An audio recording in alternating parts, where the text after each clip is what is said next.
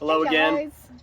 No, you first. Oh, I was just going to say that we just wanted to talk with you guys here for a minute, but we're sitting out here in the bird sanctuary at the RV park we're in. Americana RV Resort and Birding Sanctuary.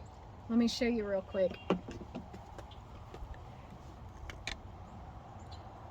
So this is where they feed the birds, and there's none over there right now, but we're here pretty late in the day.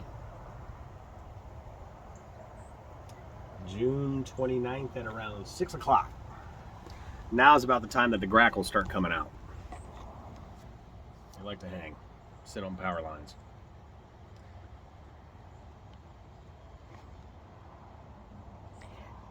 All right, so in Brad's... You started talking before you sat down. You're going to have to edit that. No, it's still going. Oh, hi. The whole thing's still going. So anyway, we're new. I preached a sermon this morning on worry-free suffering. And one of the verses that I used was the moment when Jesus is talking about worrying about things like food and water and clothing. And it says in Matthew 6:28 through 30, "And why are you anxious about clothing? Consider the lilies of the field, how they grow. They neither toil nor spin. Yet I tell you, even Solomon in all his glory," dude was rich, "was not arrayed like one of these lilies. But if God so clothes the grass of the field, which today is alive and tomorrow is thrown into the oven, will he not much more clothe you, O little of faith?" So one of the things that I said about that is, like if you're spending your time worrying about whether or not you have a fancy set of clothing, a fancy car, what your tag says on the back of your shirt or your pants, or whether or not you have a really nice house with so many rooms, maybe that's not the mindset of money that you need to have. Yeah, one of the things that we've been learning about is debt in America. And the average American has between $15,000 and $20,000 in credit card debt. That doesn't include school loans, mortgages, car payments, 2 car payments.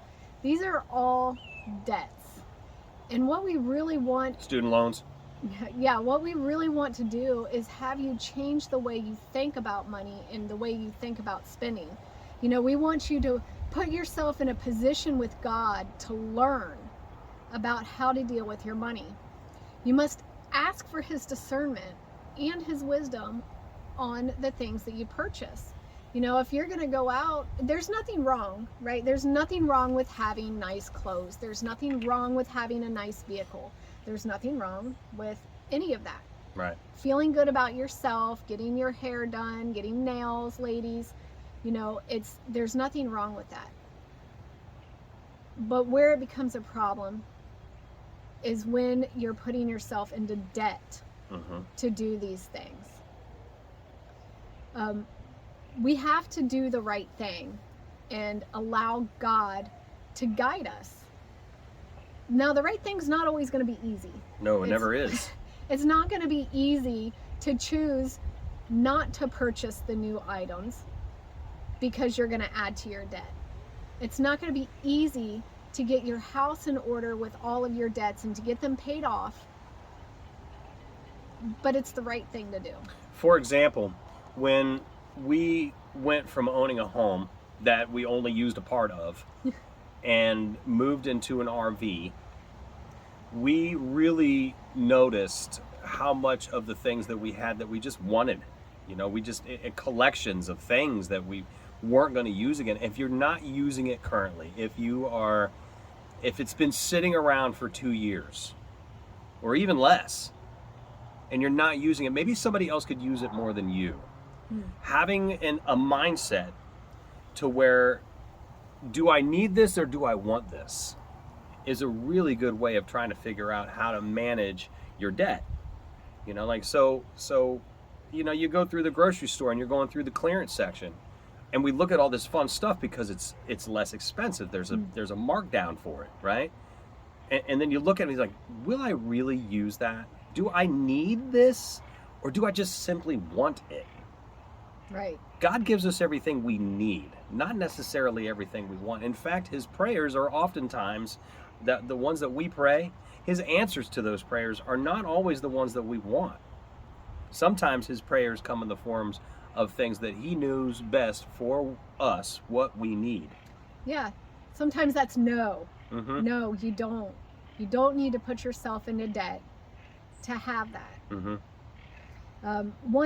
Another thing I want to mention about debt is Romans 13:8. Paul. Yep. Paul's talking.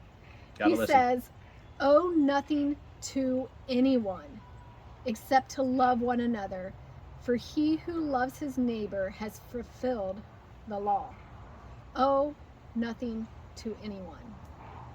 You know, this day and age, it's really hard to get through life without some type of debt, without mortgage or without a car payment. But it's all those other visitors. little things that you're adding into your life and accumulating on your credit card.